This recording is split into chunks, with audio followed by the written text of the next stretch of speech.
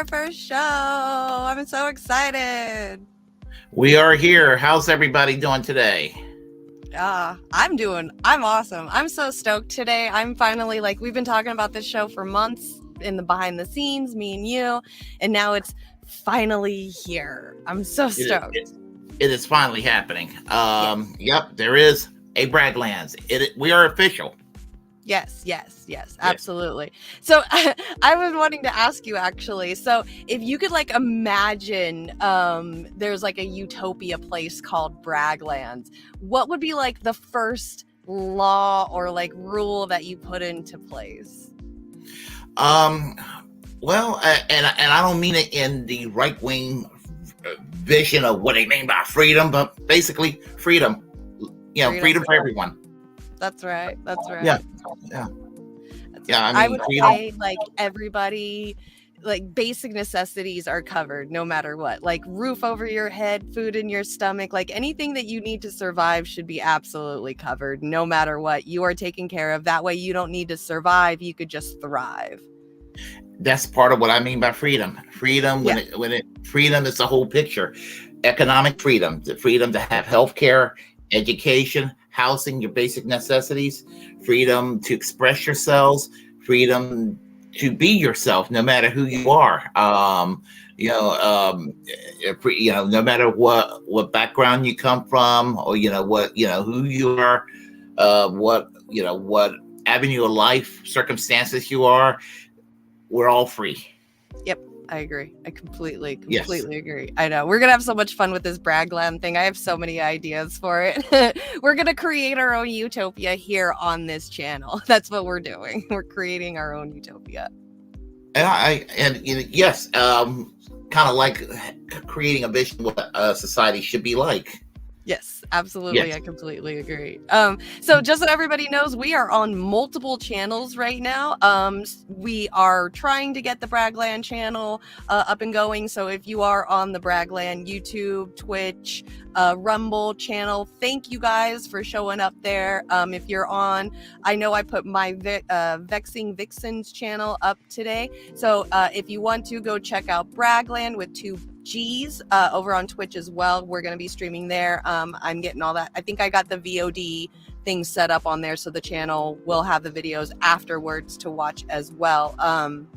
But starting off, I say probably for the first month or so, we'll probably put it on our own channels to kind of get the following over to the new Braggland channel as well. But thank you guys for holding it down on our channels too. So you guys are fucking awesome. Thank you all for being here. I know I've saw Warren was here earlier. He said first, so we got to give him props. Warren is first. Congratulations, Warren. We will send you your Braggland cookie in the mail within the next 450 to 500 business days. Don't hold your breath. Okay. Oh, yes. And Ghostar is also in here too.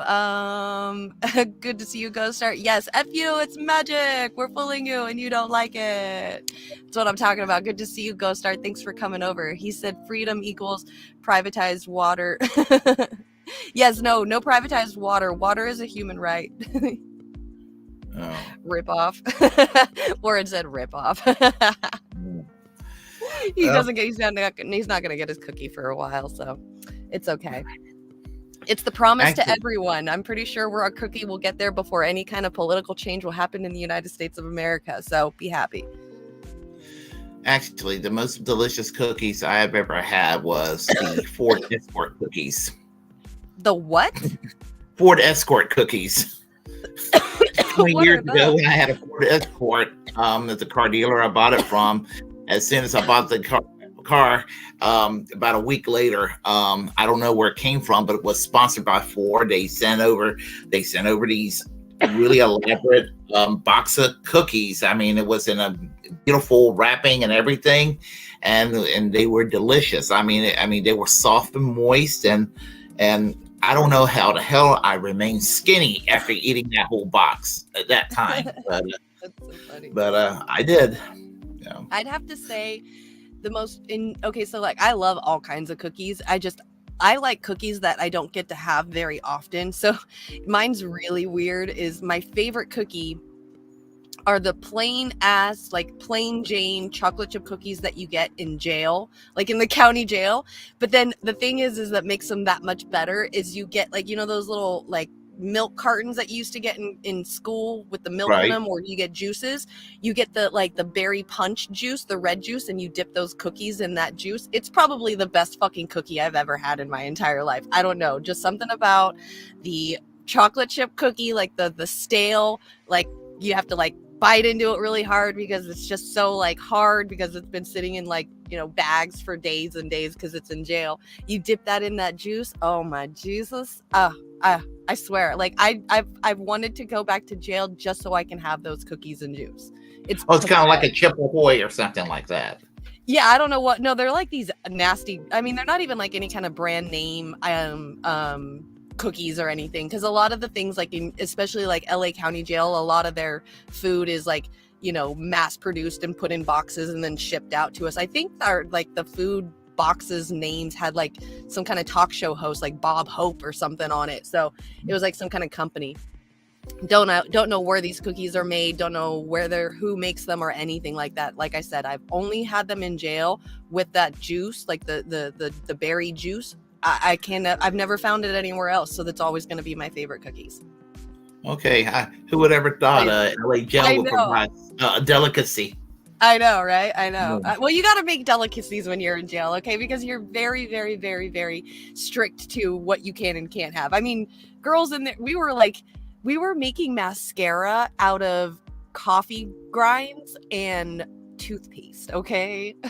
It was nuts. Like we probably should a lot of us shouldn't even be able to see because we were like sanding down pencil lead and like putting toothpaste in that and then turning it into a gel and making it into eyeliner. Like we should not be able to be seeing right now. We should have pencil lead poisoning in our eyeballs. Wow. I'm almost thinking of the movie Reformed Schoolgirls with Wendy O. Williams. Have you ever seen that? No, but I've been waiting for somebody to make like a DIY book, like things that you can do, like make for yourself that people do in jail, because it's so crafty in there. It's amazing. Oh. But if you ever get a chance, check out the movie Reformed Schoolgirls starring Wendy O. Williams. I think it came out in 1986. Okay. So, wait, Wendy O. Williams? Wendy O. Williams. Okay, you have me thinking like Wendy Williams, like the Wendy show. Wendy, I'm like, she did it. She was like the lead singer of the Plasmatics. You ever heard of them? Yes. Okay. Yeah. Is that? Yeah, that's her. Yeah, she was the movie. As I said, it was kind of a humorous take, like a dark comedy. It was like a dark comedy about prison life for young girls. Yeah. Oh, okay. Cool. Yeah. Warren says jail cookies mean something else too. I mean, I had that as well, but that's a whole different subject. I can get that outside of jail if I wanted to. So, yeah. What's up, Hirsch? Good to see you. Thank you for holding it down on my Twitch. That's awesome. Hi, Miss Sherry. I see Sherry. I know. I love her. I miss her so much. I miss you, Sherry. Okay. Yeah, I got a chance to meet Sherry too at the Rage Against War Machine. That was really cool. I know. That's like the one downer about being on the West Coast is all of you East Coasters get to meet each other and have fun while I'm just sitting over here like, one day I'll take a plane out there. Yeah, it was about a 5-hour train ride from Smithfield. You, Sherry, and Shane all got to meet each other. That's so fucking absolutely cool. Yeah, I'm jealous. Yeah, sure did. I'm the outsider over here. You guys all got to meet each other, and I'm just like, hello from the TV screen. Yeah, and all the well-known people I talked to that day too. I mean, that was kind of neat, Yeah, there's so many of you guys are on the East Coast. There's only a few of us on the West Coast, and yeah, if we want to do anything with you guys, we gotta travel. So for sure. Yeah. Well, I love traveling anyway, so I don't know about my trip to Portugal next year, money wise or what have you, but I'm going to try. I'm still trying to push for it. So very nice. You doing vacationing in Portugal? If I do it, it's going to be for the 50th anniversary of the Carnation Revolution. If I do, if I don't, then the trip if I don't go to Portugal when I do go back overseas, it will be a trip to the UK with an excursion trip later on in that trip to Portugal, because I was still want to visit Portugal. Okay. Yeah. Okay. Yeah. What's up, So, Mr. H? We got Miguel in the comments as well. Good hey, to see Ed, you. And Ed as well. Ed wants to know, is there going to be pizza in Braggland? Absolutely. Pizza sounds good. I'm always in the mood for pizza. Yeah, we'll just invite Ed and he'll just be our pizza maker. So, you know, like every day he'll just make different kinds of pizza. Like today I want New York pizza, and then he'll make it. All right. And He'll be our cook.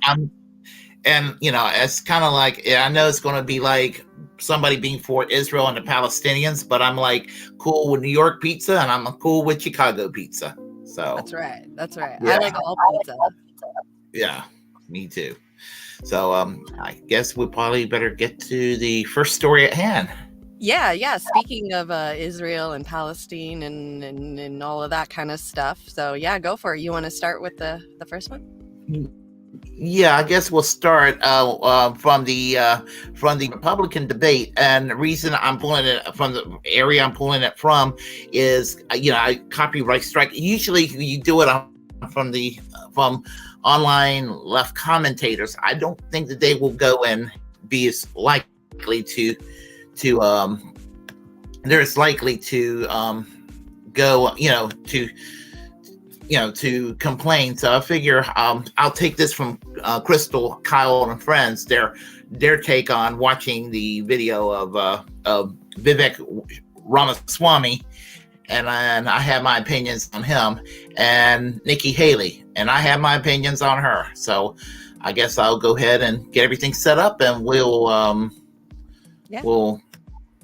do that. And my screen likes to do this little trick here. Hold on a second. Since I got an ad blocker, my screen does these little tricks. You want me to do it? I have YouTube Premium. Okay. Yeah. You know what? I might. Well, I know maybe you want to stop it when you need to too. Yeah, I would do. Maybe the next video I'll do that. This one I think I'm going to try. Here we go. All right. Come on. To the theme of heated debate. This time it involves Nikki Haley and Vivek. Watch this. Governor Haley, you did not raise your hand, meaning that you would support more funding for the Ukraine war. You have said of Governor DeSantis that you didn't appreciate it when he initially called it a territorial dispute. Why? First of all, the American president needs to have moral clarity. They need to know the difference between right and wrong. They need to know the difference between good and evil. When you have the situation with Russia and Ukraine, here you have a pro-American country that was invaded by a thug. So when you want to talk about what has been...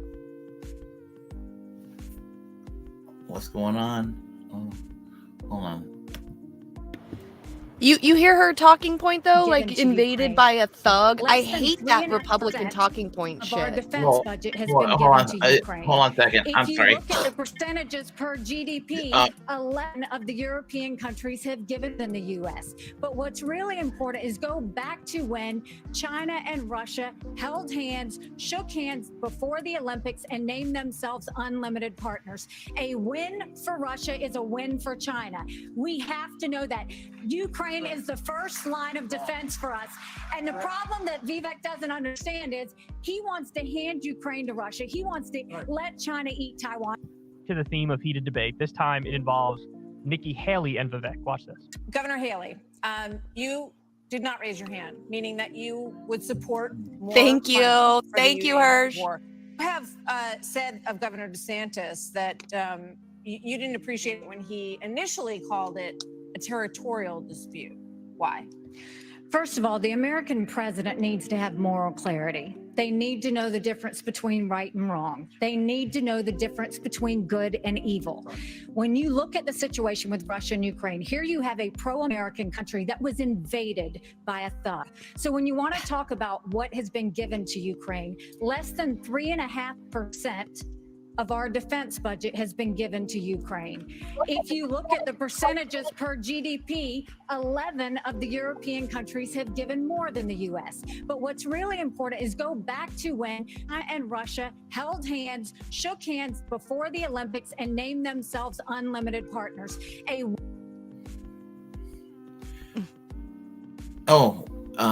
What happened to the screen? I'm sorry. No, I have no idea. Oh yeah, it's my ad blocker. It's been doing that since That's okay. Yeah. Well, anyway, yeah, Nikki Haley, she's obviously wrong. I mean, Right. She's a throwback. She's definitely a throwback. She's would literally sit a there. warmonger telling a Republican that he's not warmongery enough. That's insane Exactly. to me. Like saying I that, mean- Putin, like Hirsch says, Putin is a thug. Okay, then what the F are we then? Like every time a Republican has because Republicans and Christians and religious people, it's always black versus white, good versus evil. It's usually the superhero versus the villains. There's no gray area whatsoever. So they don't like Russia Putin. is a win for China. We have to know that. So calling Putin a thug is just, Ukraine is the automatically first turning line of him into defense for us. the evil, And the dark, problem that the Vivek- bad. Yeah, absolutely. And then saying that Ukraine is our front line of defense and a win for Russia is a win for China. Like, this is the warmongering talking points. I'm pretty sure that if you just changed, a win for Russia is a win for China to a win for Iran is a win for Saudi Arabia or something back in 2009. She said the same to other countries. She has not seen a war that she doesn't like yet. And it's disgusting. You don't do that Yes, it to is. friends. And it's not What like you do Ramaswamy instead is you any have to fucking your better. friends Like train Vivek up said, on yeah, let's defense. take money out of Putin going to has war said, with Putin, but if then put it onto our Russia- own once borders Russia against takes Ukraine, Mexico. Poland, Fuck and the that. Baltics are next. Yeah. That's a world war. We're Exactly. trying to prevent war. Look at what Putin did today. He killed Prigozhin. When I was at the UN, the Russian ambassador suddenly died. This Zelensky guy has a is kill murderer, list. Fuck and you're her. choosing a murderer With kids on for it. a pro-American country. Actually, here's the thing. His response is such BS too. Well in your future career on the boards of Lockheed and Raytheon. I'm not But on the boards fact of the matter, and you Boeing came off of it, but you've been pushing this lie. You've been pushing this lie all week, You want to Nikki. go and defund Israel? You want to Okay, give let me Taiwan address to that. I'm China? glad you brought that up. You want to go and give I'm going Ukraine to address Russia? each of those. Everybody wants to be an Israel Catholic. And the only reason why Christians really like Israel anyway is so that they can bring on the second coming of God. It's not like they really like him anyway. Back in the 90s, they were saying that the Jews killed Jesus. Like, they don't like Israel. They just want their religious prophecy to happen. They hate Jewish people. Yeah. A lot of these They just Christian want their Zionists. prophecy to happen. Yeah. But it's not a client relationship. It is a friendship. And you know what friends do? Friends help each other stand on their own 2 feet. So I will lead Abraham Accords 2.0. I will partner with Israel to make sure Iran never Abraham is Accords nuclear 2.0. armed. But you know what I love about Israel? And I've been there probably in the last 10 years more than most people on this stage. Oh my You know what I God. love about them? I love their border policies. I love their tough on crime policies. He I left their love that apartheid. they They have national identity apartheid. and an Iron Dome to protect their homeland. And so, yes, I want to learn from the friends that we're supporting. And what puzzles you me wanna cut the is, aid I want to off. learn And from let me those and tell apply you, those to protect It's our not homeland, that Nikki. Israel That is needs the answer. America. we move America on? needs Israel. Okay, They Governor have a DeSantis. Oh my Governor God. DeSantis, you mentioned- Yeah. So this was the part of the debate where, and this wasn't the beginning of we it. can this cut was off like towards Kyle the and middle of Crystal it, at this where, point. for a really long time, I think Vivek was kind of freaking it, and he was Yeah, very skillfully able to deflect. I think Pence did a pretty poor job going after him, and Vivek. Yeah, we can cut off Crystal and Kyle at this point. Not a fan anymore. But anyway, getting back to whole thing about Israel, and that it's like you got to make sure that the evangelicals get have an orgasm saying how much they love Israel and how and all that. And as I said, I have to stress this out, that those of us who criticize Israel, we're not criticizing Israel because of the the population that exists in Israel. we're criticizing Israel because of what they do to the Palestinians. And that's not every Israeli, that's right-wing Israelis, versus, the American neocons, the evangelicals who are neocon in foreign policy. They want to see Israel and Iran toss nukes at each other to bring in, like you said, a second coming. And he was talking about, not wanting Iran to have nuclear weapons. Well, there was this treaty that the United States had with Iran that Donald Trump pulled out of that was working. It was working. And Donald Trump wanted to appease the Bush Cheney neocons, and he wanted to appease the evangelicals in that piece.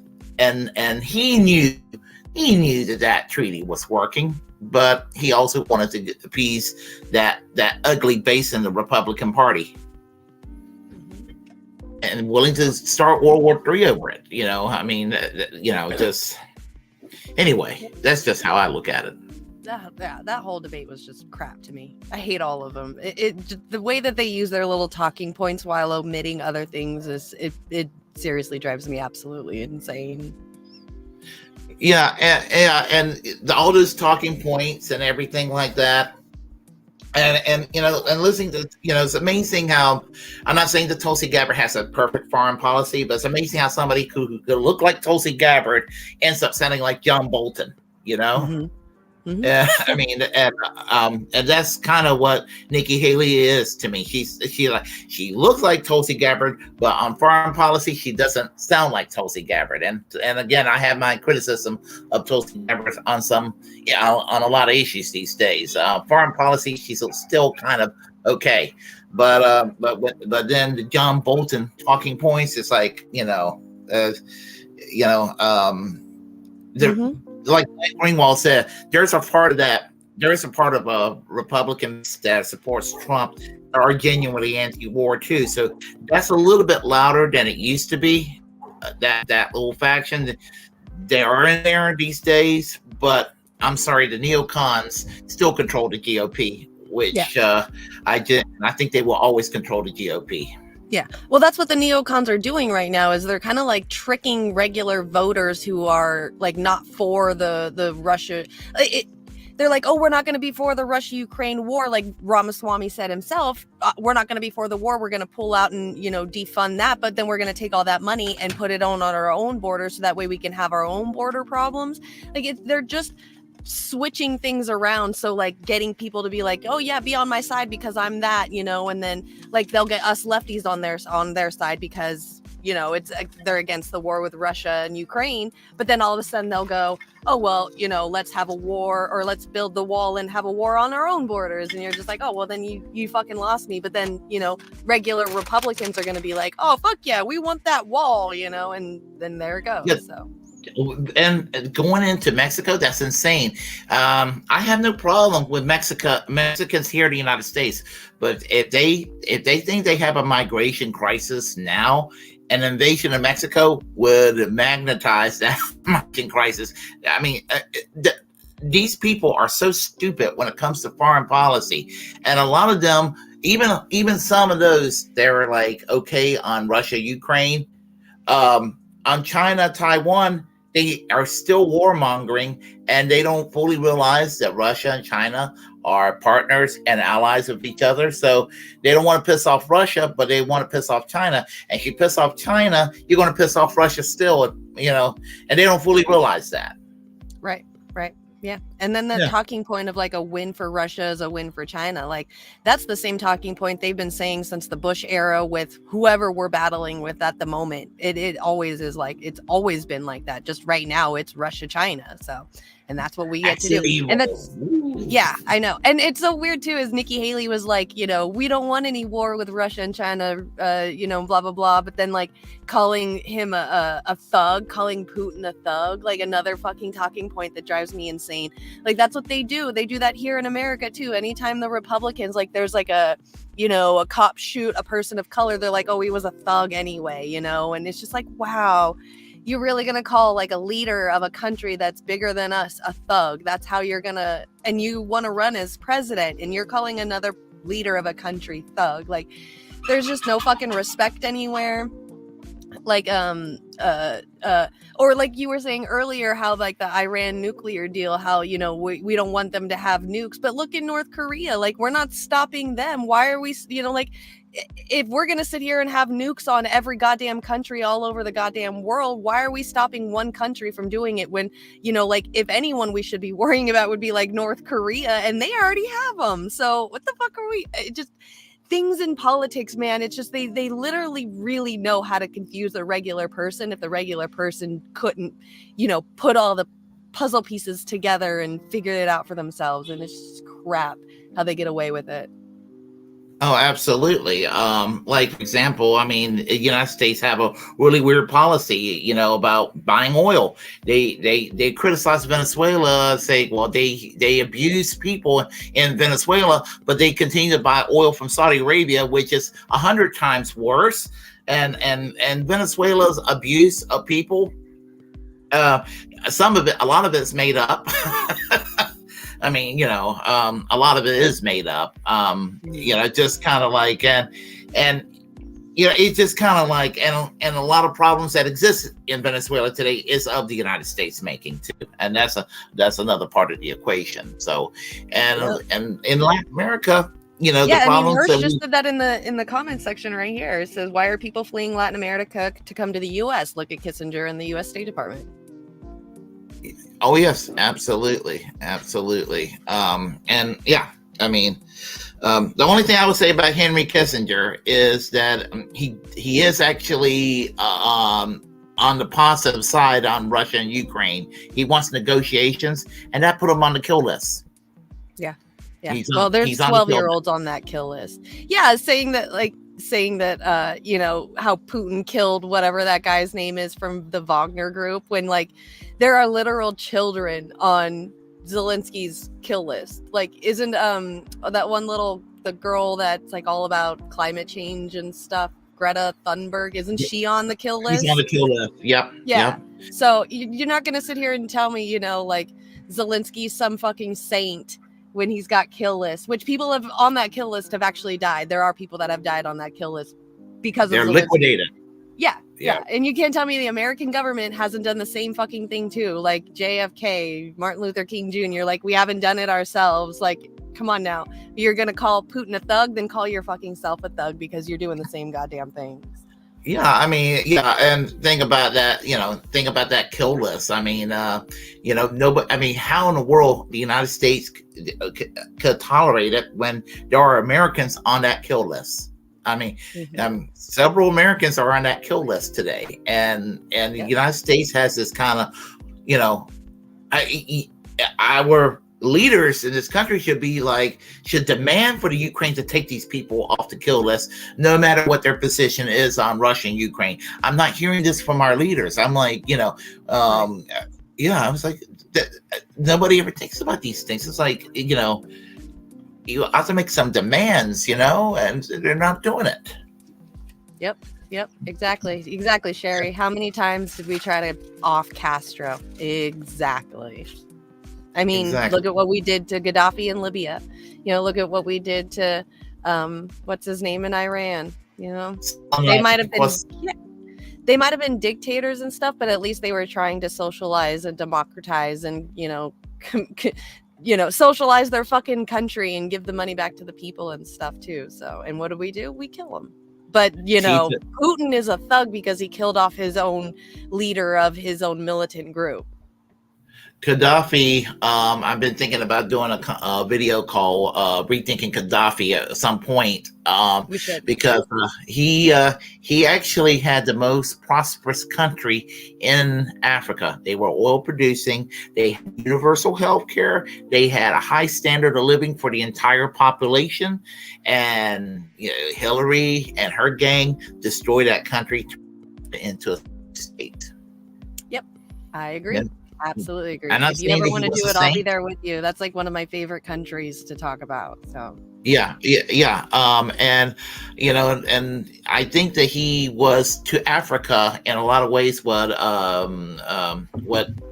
Field Marshal Joseph Broz Tito was to Yugoslavia, and you know, and when he died, it was a matter of time before Yugoslavia just collapsed. So, and it's fragmented in 2000s. I didn't even know this until recently.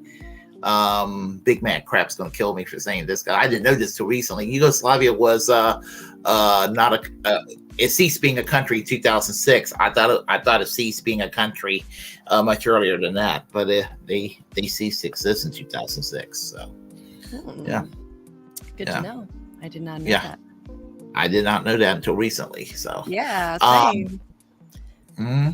Is it so still on anyway? The map, is the various countries, Serbia, Croatia, Bosnia, Herzegovina, they're all part of the whole entire Socialist Federation of Yugoslavia. Okay, that makes sense. Okay. Yeah. All right. So, are we ready to get on to the next subject? Yeah, let's do it. All right, cool. All right. So how we're going to do this show, you guys, is we're doing one and then the other. So he's got a lot of political stuff. I've got less political things, more, I don't know, less politics, more issue life stuff. So I don't know if anybody has ever heard of this family. Probably most likely not if you're not like a YouTube watcher or anything like that. So there's YouTube has had this area, this little bubble world of family vloggers. So these couples, they video their daily lives every day with their kids. Sometimes they'll start off with just the two people, and then they'll start having kids throughout their vlogging experience, so you get to see this family grow, kind of thing. And there's all different kinds of families that have all different types of vlogging. I mean, you can even find like gothic parenting all the way down to Christian parenting. So there's one family that they're called 8 Passengers on YouTube, a Christian family. They've been vlogging for years and years and years. They have 8 kids. So recently some stuff been happening. They vlog their daily lives. A lot of us have been trying to get them in trouble, at least in some way. Like, it's just the way that the parenting has just been really, really scary and bad and not very great. So some new news, if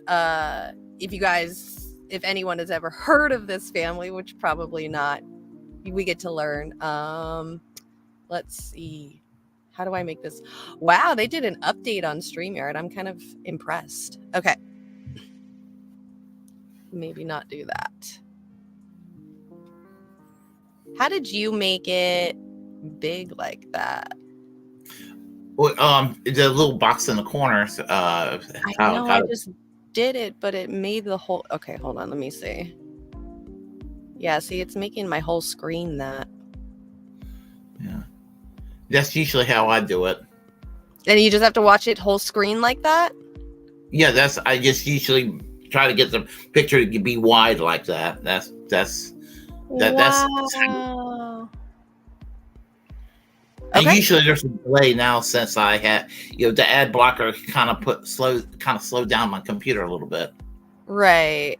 Yeah. Okay. All right. So we're going to watch Sloan talk about it because I love Sloan and he's probably one of my favorite YouTubers right now to talk about this. He does a lot of the YouTube drama stuff and I absolutely adore him. So let's watch him talk about it.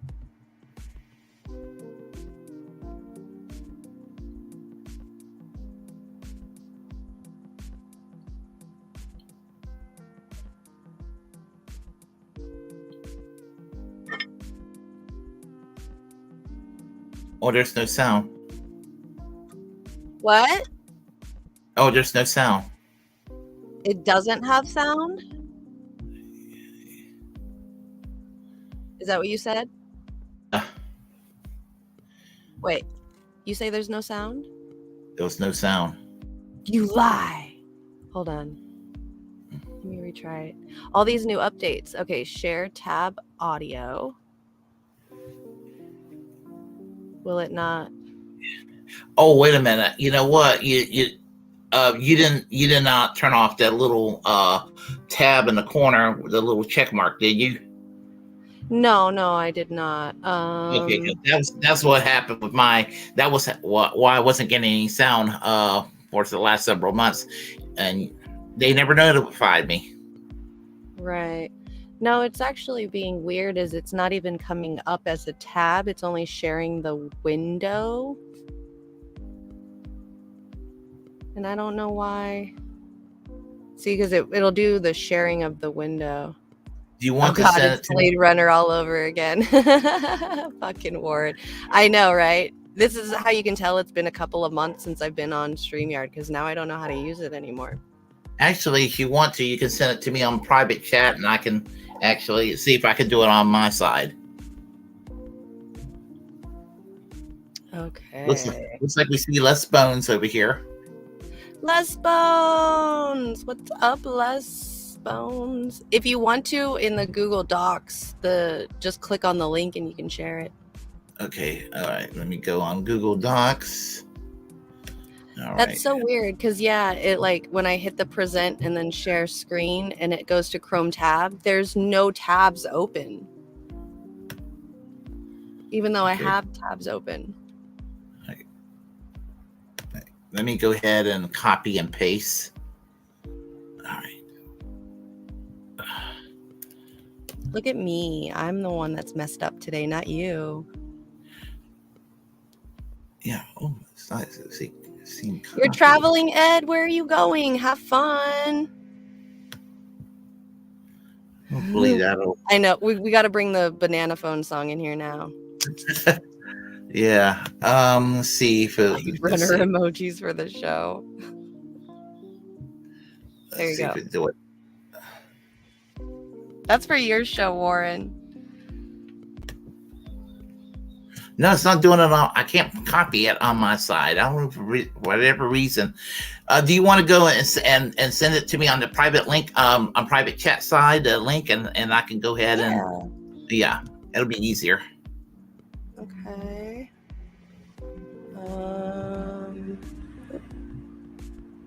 Private chat.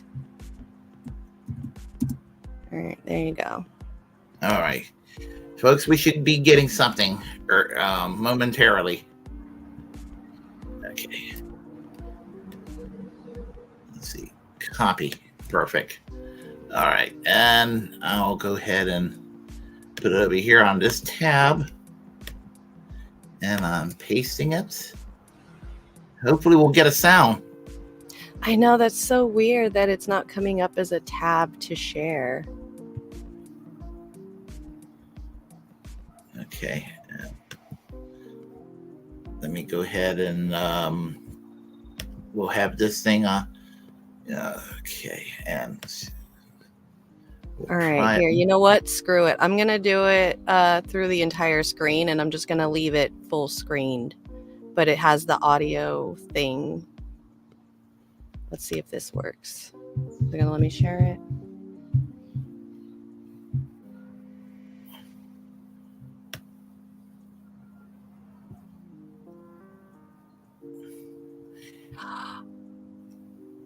Oh. Never mind. We don't want to do that. It's like wait a minute. Oh, wait a minute. What's going on here? Okay, it's like, oh, and I'm still getting like, okay, hold on a second. Okay, I'm getting it on my side. Okay, so we're gonna go ahead and get everything set up. Well, at least we'll get. We're going to be getting. Yeah. We'll just do it this way. And you know what? It's good. I'm gonna share it because I think what it is because I have a whole new Google thing on my side. Okay, you want me to take mine out then? Yeah, it's coming up now. The thing is I don't have YouTube Premium on the Braggland stuff, so I have to skip through, and that's why it's not coming up as a Chrome tab, is because I'm using a whole different Chrome for my YouTube Premium. So I'm just I already skipped through the ads and stuff, so it should be good and ready to go. And that gives me a chance to set everything up on on malnourished. Rumble, so I can turn down the volume on Rumble real quick. Yeah, of course. See, okay. And I could turn down the volume on Rumble. Okay. All right. Okay. And yes, nobody on the Warren, chat. it's like a huge memory hog. I agree. There we go. Okay. I think I can get it now. Let's do this. And then I want to skip past his little intro. Okay. And support Why aren't you playing? for this. So let's get into it.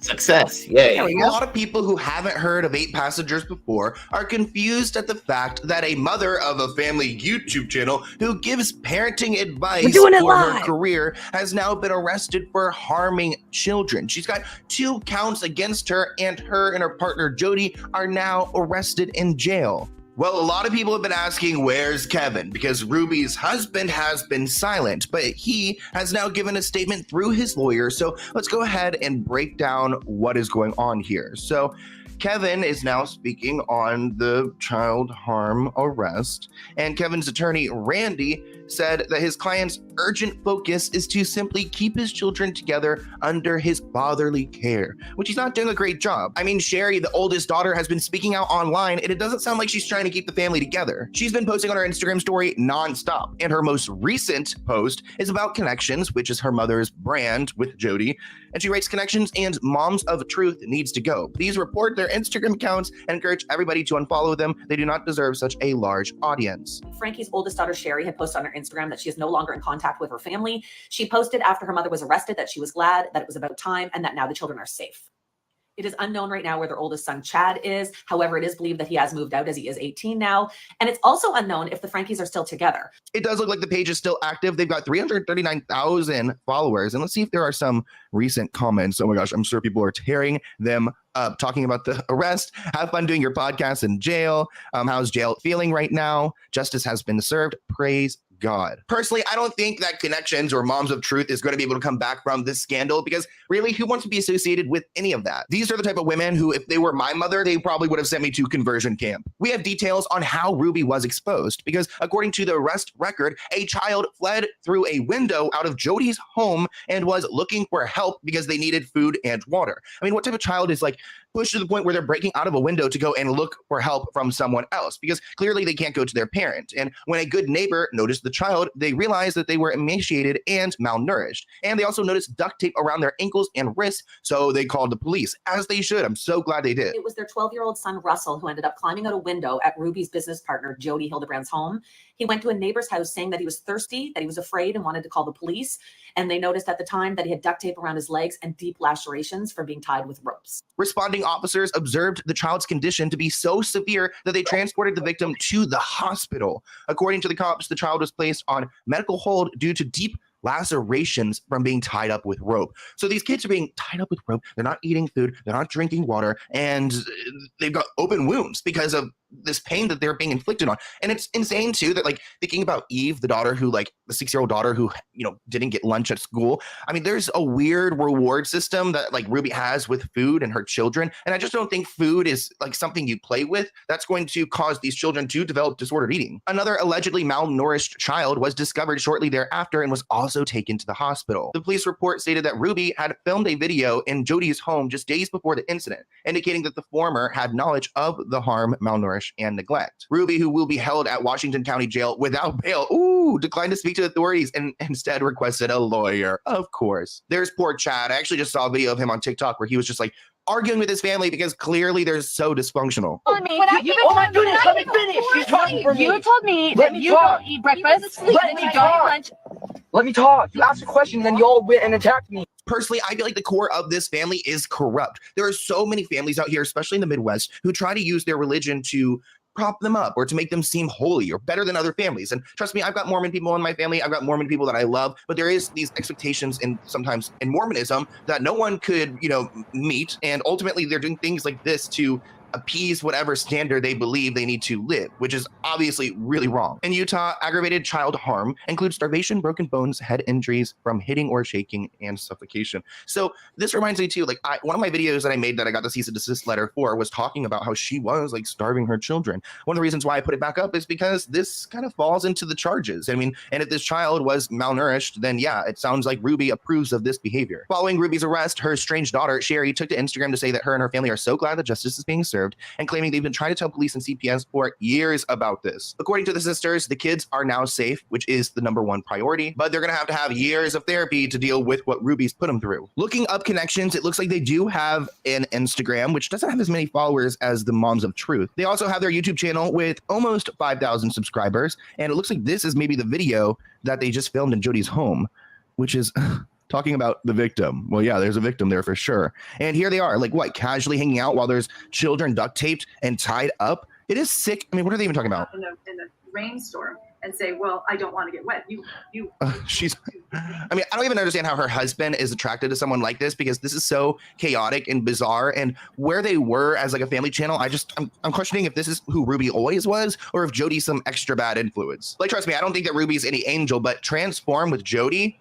Like, what is going on here? Okay, so men's and women's team. Let's see, like, how much do you have to pay for this? Oh, $21 a month, or $75 a week.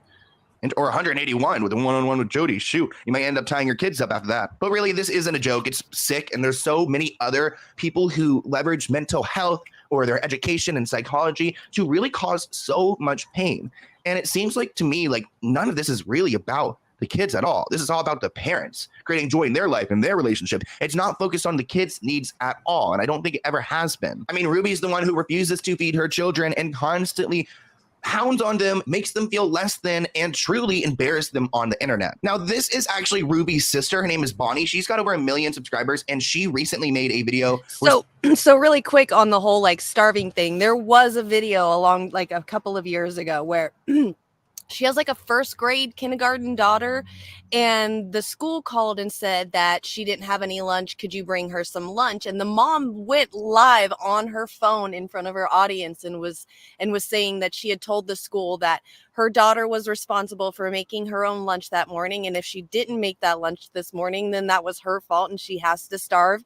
And that she had hoped that nobody at school gave her any food and she learned a lesson. Like, there were things online that these parents were talking about that was proving how bad these parents were to these kids. Their teenage son got his door ripped from his room and his bed taken away for like 8 months because he decided to pull a prank on his brother. Like, the punishments for these kids, it was just horrific and horrible and just over exaggerated, or not like over exaggerated by the kids, but like the parents just did way too much to these children as punishment, and then just made their life look like it's happy because this is the Christian religion, you know, spare the rod, spoil the child is how they go about saying how to you know, take care of their kids. So to see them finally getting arrested, to see, you know, that kind of thing is sweet justice for me.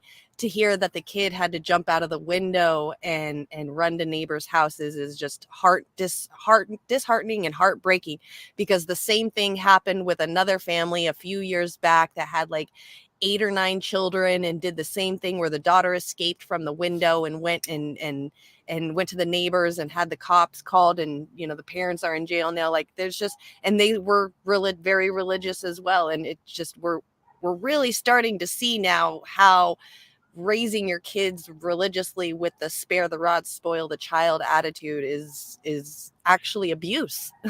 Yeah, it just, you know, it makes me mad when I hear about things like this, because it's kind of like it's even counterproductive to the parents. If they're trying to instill values, that's going to turn those kids away even more so. It's going to make them, you know, more so. But, you know, just more rebellious against what they're trying to teach the kids or what have you. But that's a really warped way to raise your kids and all of that. Yeah, and I mean, I'm even opposed to spanking kids. I mean, you know, because I was, you know, I was never spanked or hit. And you see how I turned out. Some people are like, yeah, that's the problem there. You know. That's right. Well, I was spanked, and look how I turned out. So no, it's not that great. Yeah. No. I'm seriously. I'm sure you weren't raised anywhere near like that. So. Oh yeah, no. I was definitely. I mean, I wasn't like abused, but yeah, definitely grew up with the spare the rod, spoil the child. I definitely got spanked a lot to the point where I actually left my mom's house when I was 15, and my aunt got custody of me because of it. So yeah, no, I grew up in that kind of environment. I've never had my hands duct taped or anything like that, but I've been spanked beyond what should be considered normal for sure. Yeah. No, mom and dad sort of gave me the leave it to Bieber sort of my three sons treatment. That was, I mean, it's like walking into the house and growing up, it's like everything turned into a black and white 1950s comedy.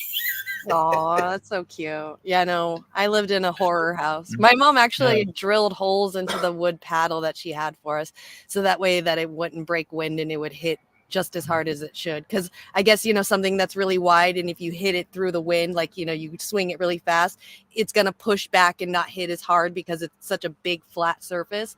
So my mom drilled holes into it so that way it wouldn't go against the wind. Wow. Yeah. Yeah. Well, that's these families, though. I mean, that's these Christian families. That's what they're doing. And it's so good to see like this, because this is a family that I've been watching for years, hoping that something would happen with them, because watching her reminded me so much of my own childhood. A lot of it, like when I heard that she ripped the door off of her son's room. I think like from like the age of 13 to 15, I didn't have a door in my room. Like there was no door. I had no privacy. Anything that was in my room was my mom's, and my mom could take it no matter what. So it's just so familiar to see that kind of justice. It's like, okay, cool. Like I'm not crazy. My mom was a psycho, like it's nice to have it, to see the justice, because I get that little thing in my own head. Like, okay, I'm not the bad one. I'm not the crazy one. Wow. Yeah. No. Okay. One time my mom exactly, slapped Warren. me. Save spanking for adults. Yeah. No, my mom did slap me once, and because I had a bad day from school, and I was very ugly to her, and she did slap me one time. That was it. I was 16 or 17 years old. That was it. That was all I ever had. So I forgot about that. That was the only time I've ever had anything like that happening. So if that's abuse, that's probably the extent of it. Right. Yeah. That's right. Yeah. Well, I think there should be zero tolerance over that sort of thing. Yeah, seeing that horrible. gave me sweet justice. Hopefully, they just got arrested. I think the news just started popping out yesterday, so it's everything that we're getting right now is just barely beginning. I know that the mother got a lawyer. She is being held in jail without release. The husband is wanting all the kids together. He has not been arrested. But that's all we know of so far as of right now. I mean, she hasn't gone to court. Trial hasn't even started or anything. Like, this is still fresh. It was just cool to see like nice justice for once, especially for these kids that are being abused by these religious nuts that think that they're doing the right thing. Yeah. Just asserts, and as I said, zero tolerance for abuse. Every time when I go and see a kid with a black eye, and it's obvious that the parents did it to the child, I'm just like it kind of breaks my heart, and to see that that sort of thing would go on, Yep. Exactly, yeah. Sherry. Us atheists are good for something. That's right. That's fucking right. What's up, California fools? Good to see you over on the Twitch. Let's go. Who else? Anybody else show up? No, nobody else showed up. All right, you ready for your second one? Yeah. Yes, I am. And it's a pretty short one. And it's an article, a very quick article, if I could find it. Right. Yeah. It's basically it's about the issue of ranked choice voting that we're both familiar with. And I have become a firm believer in ranked choice voting. And basically, the article says this is Business Insider. DC Democrats argue ranked choice voting is confusing to voters in predominantly black areas as they seek to block a potential vote on implementing the system. And it's written by Brian Metzger, August 9th, 2023. It says DC Democrats is trying to stop an effort to implement ranked choice voting in the city. They argue that they argue in a lawsuit that low-income black voters will be confused by the system. Organizers hope to put the system up to a vote in November 2024. That's pretty much it. But just that alone just made me very angry, because that is incredibly insulting to African Americans. Oh, I can't hear you. Hold on a second. Oh, yeah. Sorry, I was smoking. Yeah. So they're making it seem like the people of color are not smart enough to understand how to vote a little bit differently than the crappy voting system that we have as of right now. Yeah, I mean, you can go to, and it's rude. You can go to some countries in Africa or certain countries in Latin America, black population in Africa, or the brown population in Latin America, that they have a complex, sophisticated system of, more so than we do in the countries. They may be poor, but they're still democracies just the same, and they will still have the system where they'll have a healthy multi-party system in there. And and to say that to suggest to Americans, African Americans, that they will be confused, I hate to use the term plantation mentality that the Republicans use, but when the Republicans use it, and when they use it, I am very suspicious when they use that term, but it is kind of they almost have a point when they're about what Democrats would do in that regard, acting as if, I got to go and act like this group within the party. I got to go and protect them because they don't know any better. That's insulting. I can't stand that mentality. It's disrespectful. Yeah. It just, there's only one way to put it, and they're calling them stupid. And that's absolutely ridiculous to me. And it comes down to this. The Democrats is America's second conservative party. I mean, yeah, are the Republicans worse still at the end of the day with their hyper fundamentalism and a lot of them, if they're not overtly racist, a lot of them are kind of flirting with the alt-right, and a lot of them, not every single Republican, of course, but some of them, overall the Republican Party is headed on a road toward fascism, obviously. But the Democrats have become the party of Ronald Reagan in the 1980s, that they're kind of they're pro-choice, and they're cool with the gays, they're cool with immigrants, and all of that. They're multicultural, but they pretty much adopted the Reagan program. That's where the Democratic Party is right now, and I can't vote for a Democrat because of that situation. So they want to keep the African Americans in the party, and they're doing everything they can. And to me, they have nothing to offer to African Americans or anybody, to tell you the truth. The Democrats, they have nothing to offer because they're just giving us Reagan bullshit. Yeah. I mean, it's almost like they're telling us to live by the words of like, keep it simple, stupid. Like, we've made it so easy for you. Like the Democrats go around and say that the Republicans are evil and the Democrats are good, and this is the two parties that you need to, one of the two parties you need to vote for. And then the Republicans go and say the same thing. Democrats are evil and Republicans are good. And this is, they're making it simple, like force feeding us this simple two-party good versus evil kind of thing, and then expecting us to not want anything better or more because we're not smart enough and we wouldn't be able to understand it if it got more complex, even though countries all over the goddamn world have more complex systems than us. And it's not like we're all stupid. We live in like a first world country. That automatically means that we have some sort of useful brain to where we can use a telephone, technology of some sort. So you can't tell us that good versus evil is the only option, and that's the option that we have to deal with forever. And we're too dumb to ever think of anything more like bigger than that. I was taking a look at the Duma on Wikipedia the other day, the Russian Duma, and for all, are there any faults that Putin has? And is Russia by any stretch of the imagination a perfect country? Obviously not. But I was looking at their electoral system. They got a more democratic system of electing people than we do.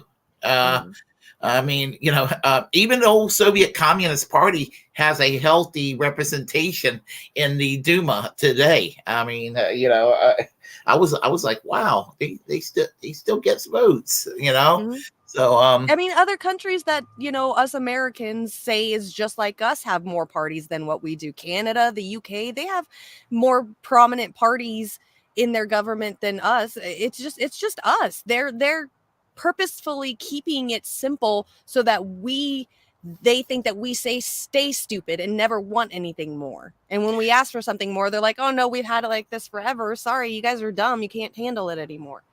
Yeah, Canada's not perfect country by any stretch of the imagination, and Justin Trudeau exemplifies Canada's flaws right now. However, right. They have a healthy political system, electoral system.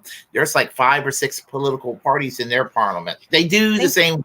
They do the same as we do. It's winner take all, but they don't have these restrictions that we have here. Same with the UK. They have 8 political parties overall in the House of Commons. 3 are like the dominant ones, but there's like a handful here. You get an individual there, and an individual from this party and that party there, here and there. But it's a far better system than what we have here, with just only 2 people, only 2 parties expected to win, and we get shit and shittier every 2 years.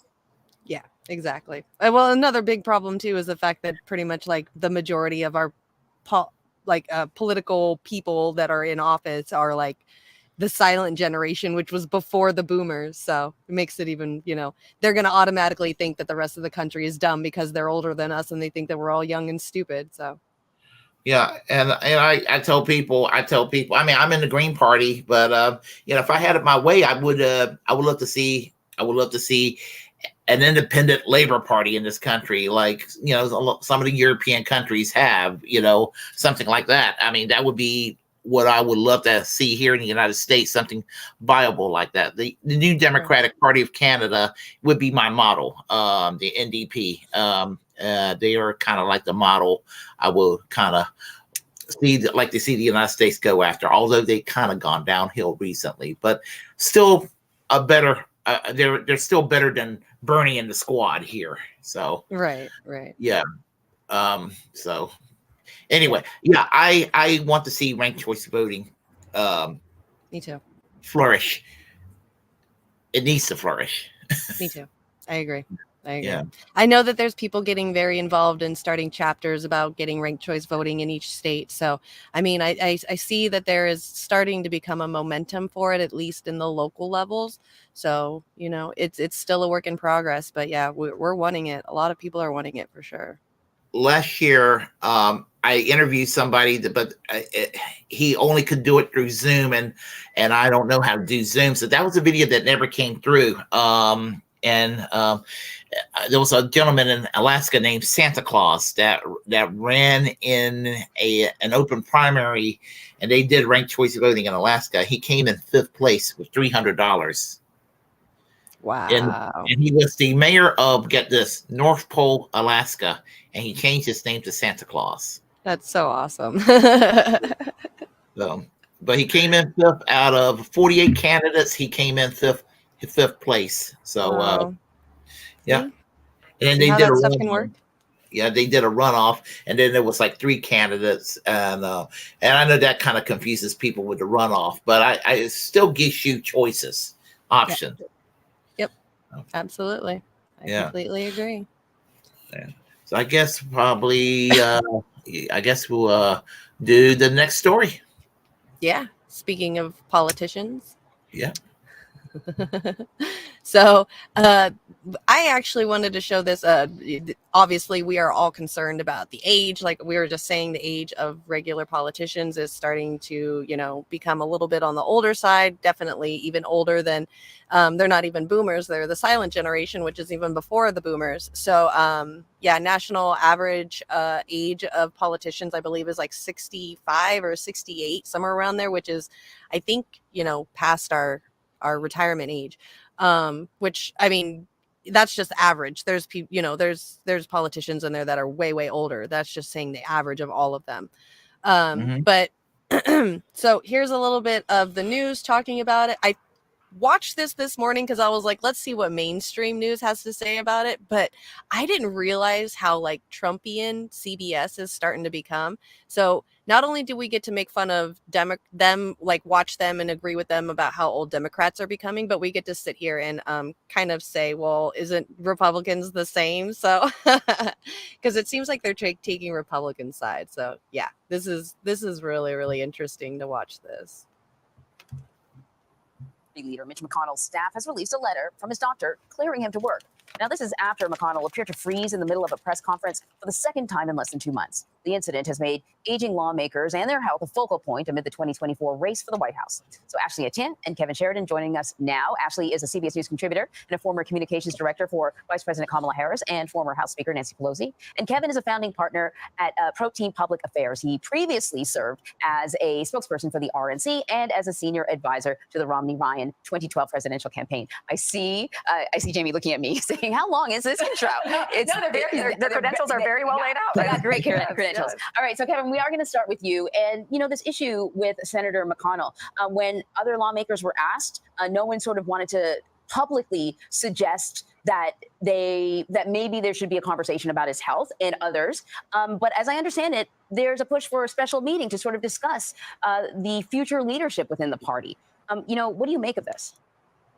Well, up until now, both parties have had our lawmakers in both parties have not been able to put pressure on anyone, due to age, because I think they want to be, protected themselves as they get older in office. But this may be a hinge point moment. Which absolutely sounds legit. Like the reason why these younger politicians haven't said anything yet about, maybe these older politicians should get out of office and retire is because they're worried about themselves, their career politicians themselves.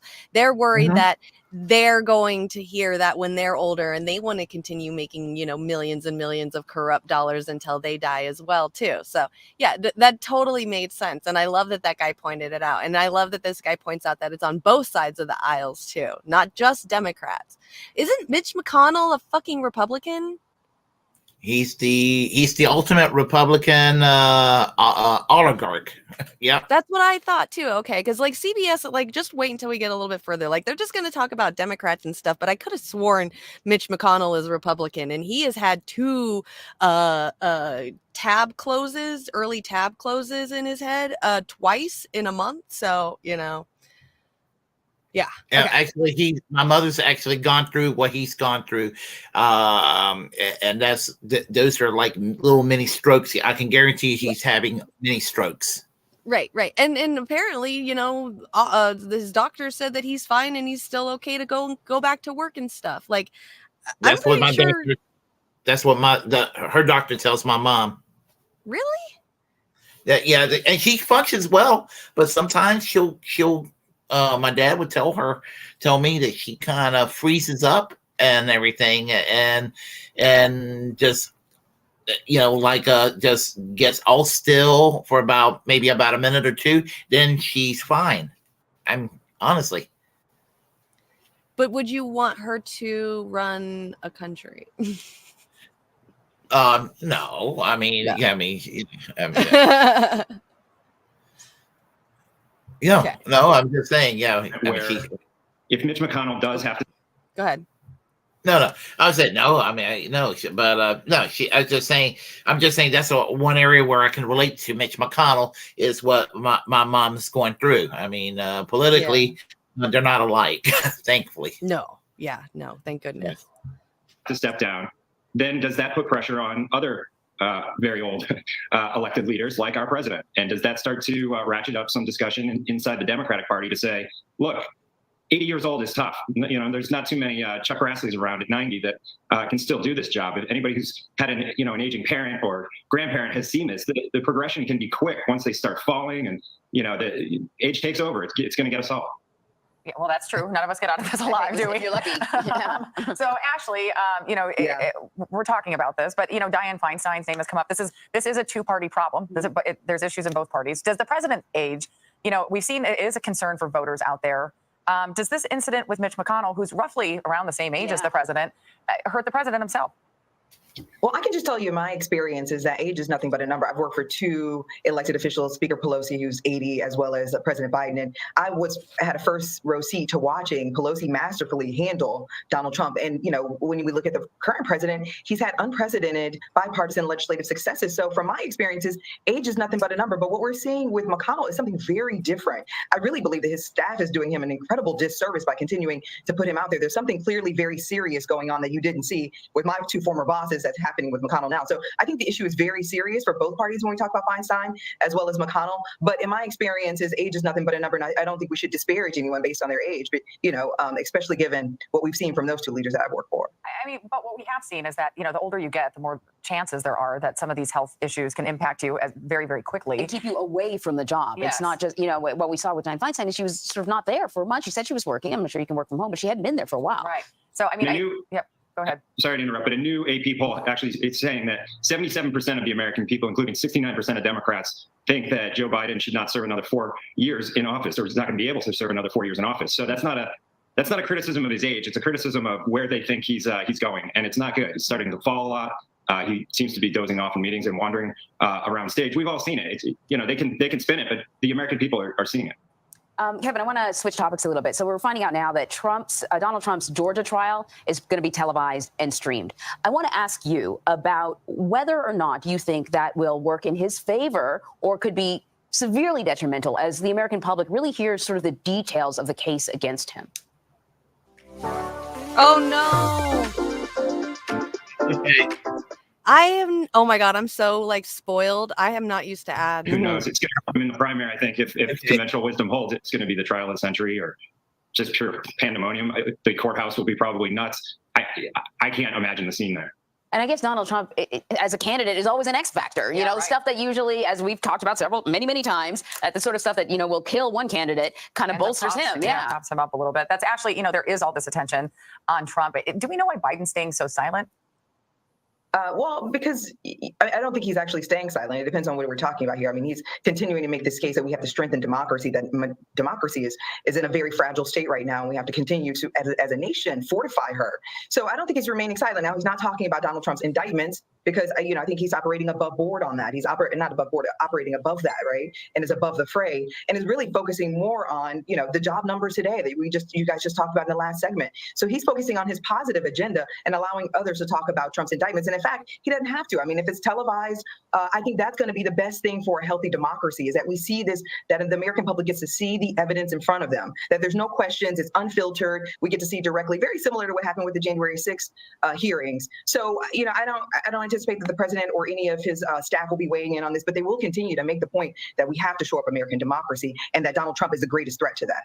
Kevin, Florida Governor Ron DeSantis had to step away from the campaign trail to deal with the aftermath of the hurricane. And sometimes they're just going to talk about DeSantis after that. So what would what is your opinion on like Mitch McConnell, Nancy Pelosi, Dianne Feinstein, the age of, these politicians and, 80 being the limit? Like, what is your opinion on this? Okay. Underage, I don't have an issue with them. I have an issue with them because I don't like any of them. I mean, that's my issue. I mean, honestly, I can't stand Dianne Feinstein. I can't stand Nancy Pelosi. I especially despise Mitch McConnell. I mean, to me, it's not the age, is the policies and that they embrace, and they all, in their own way, are on the same side. Contributing to what's terrible about this country. Pete Buttigieg, or someone like Vivek Ramaswamy. I mean, they're in the same age group.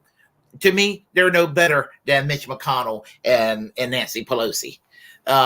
So to me, I hate to sound like Kyle Klinsky. It's about policy. Yes, it's policy. Right. To me, I'll give you an example. Michael Foot. I don't know if you ever heard of Michael Foot. Michael Foot was the leader of the British Labour Party. He lost in a massive landslide in 1983. The most left-wing leader they have ever had. He was like the face of British socialism for many years. Unfortunately, the butt of jokes for a long time, but he ended up being kind of a respected individual before he died. But the point is, even when he was running in the early 80s, he was decrepit as hell. He literally looked like the crypt keeper all his life. And he just had wonderful policies. He was always anti-war, and he was pro-socialism all the way. And he was a massive free speech absolutist. He's been known for his passionate support for free speech. Kind of like he was like an older Jeremy Corbyn, basically. Okay. And it's like, imagine if Jeremy Corbyn was almost 100 years old. That's basically how you could describe Michael Foot. And to me, I have no issues with Jeremy Corbyn was correct about England and which is why they fucked them over. The way that they fucked over Bernie. But of course, Bernie bent the knee, so I don't know how much on our side he's really on these days. But that remains to be. I guess that's kind of debatable at this point. But to me, age is. Don't you have something about Bernie today? Yeah, I have a beef with Bernie today. Attacking Cornel West. Yeah, I know. Attacking all of us. That like really then answers, well, I guess, it still leaves the question up in the air too. Like, is it age that's the problem, or is it cognitive abilities is the problems? Like, because you want to think like, yeah, even if we bring these younger people into office and stuff, nothing's really going to change. But also on the other hand, basic necessities like LGBTQ rights, things like that, maybe abortion rights, the social stuff that's all in the big hoopla right now. Maybe that would already be a past thing because we would already have those rights if younger people were in office. But then there's always like this back and forth of like, well, conservatives would probably still be fighting against it. And there would probably be even, younger conservatives that with better talking points fighting against all of it. It's just, nothing really, you're right. Like, is age just really a number? It's probably just cognitive ability. And, especially somebody like Dianne Feinstein. I'm sorry, I don't want to be an ageist, but she shouldn't be running a state, Oh, she's horrible. Ever since I first heard of her, she's always been a horrible person. Yeah. I've heard of how she ran the city of San Francisco's mayor. So never like she's still in office, and that girl is being wheeled around. Yeah, and they want Adam Schiff to replace her. That's they don't. They're trying to set a place for Adam Schiff to replace her. That's what I think. No, that's exactly what they're doing. So they're wanting, certain people are wanting her to retire right now. And Nancy Pelosi has said to her to not retire, because if she retires, then that'll give it more time for an open spot for other people to start running for office. There's been quite a couple of people that have tried to take Feinstein's spot, that I have actually personally helped work with. I can't remember a couple of their names right now because I'm trying to keep the story intact. But yeah, Nancy Pelosi wants Dianne Feinstein to stay in office until election so they can move Adam Schiff up to that area, because Adam Schiff is down here in Southern California in my area. They're wanting to move him up there to take her spot so she can retire. I believe Nancy Pelosi wants her daughter possibly to take that spot that Adam Schiff is going to leave open. I'm not sure yet. They just don't want Dianne Feinstein to retire early, because then that would leave open spots for somebody like Katie Porter or one other lady. I can't think of her name, woman of color, very, very strong, prominent, probably more progressive even than Katie Porter. So Barbara that's Lee? Huh? Is it Barbara Lee? Barbara Lee, yes, thank you. Yeah, so those two ladies are actually wanting that spot. And so if Dianne Feinstein retires early, they're going to go run in that spot. But if Dianne Feinstein waits until the election time, they can get Adam Schiff up there and be able to pour in a bunch of money and promotion to get him elected in that spot. So those two women don't win. That's exactly what's happening. Isn't there a possibility Rokana winning that seat too? I heard something about that. I don't know. It depends on whether or not Rokana wants to move or not. I know Rokana really likes the area that he's at. I know Nancy Pelosi has her toes dipped everywhere in out here in California. So yeah. Yep. Oh, I see Ellen Jimerson here on the chat line. I want to say hello to Ellen. Hello, and Warren is correct. Bernie Bendini, and then just bent over. Period. Yeah. Let's talk about that. Bring that up, because I wanted to save a lot of the information. I've just been hearing that Bernie really screwed up the last 48 hours for some reason. And Bernie, I wanted to hear it from you. Yeah, I like been holding back because I want to hear it from you.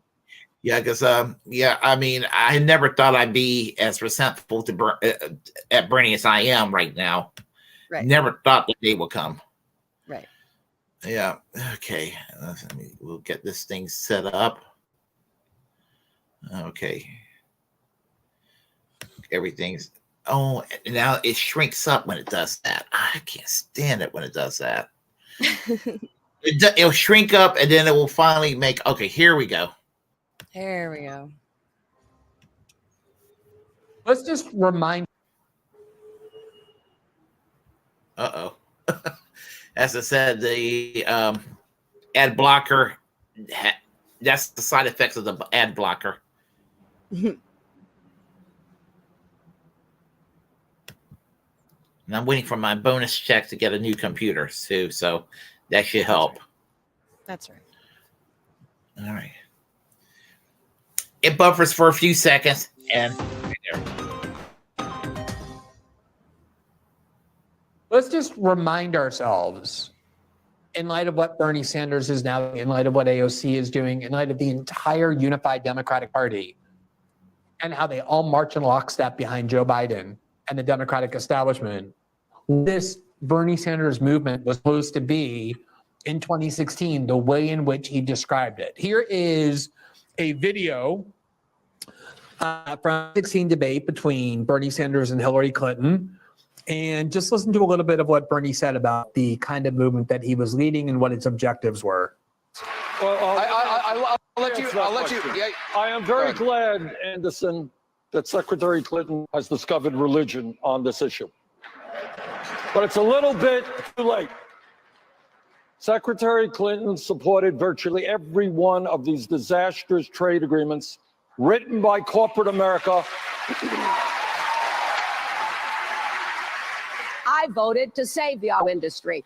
He voted against the money that ended saving the auto industry. I got to just watch that again because remember, Hillary Clinton was one of the most unpopular political figures in decades.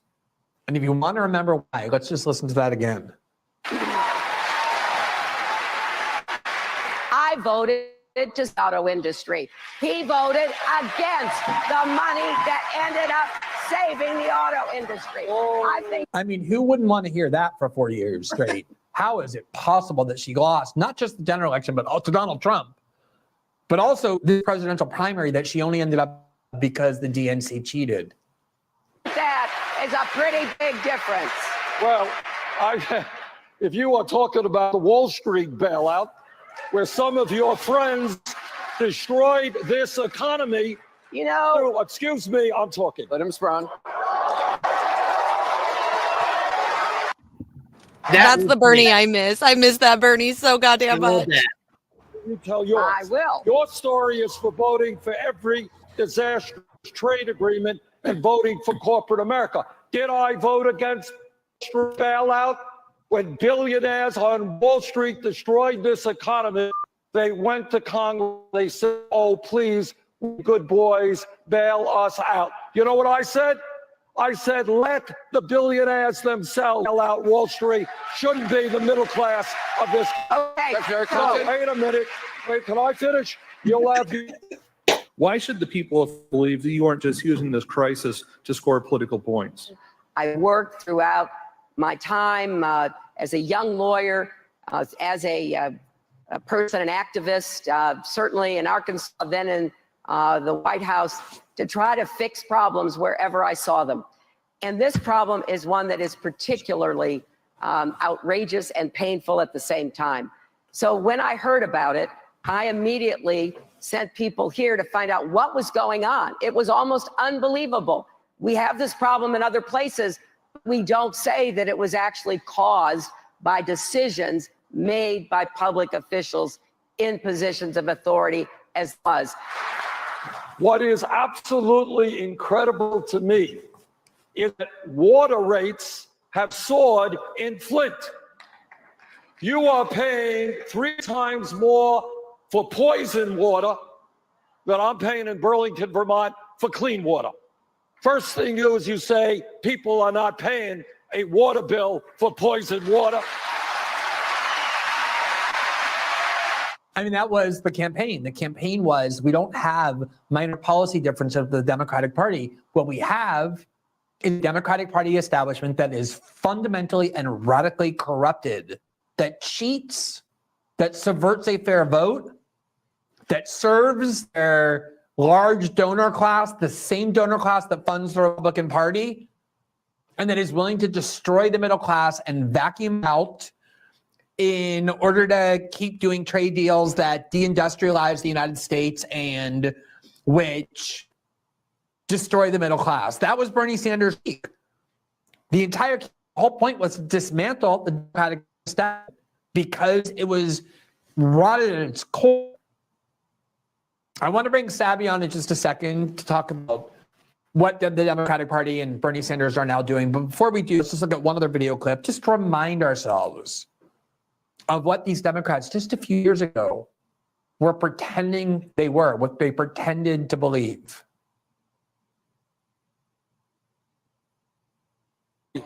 But the point about foreign policy is not just to know that you can overthrow a terrible dictator.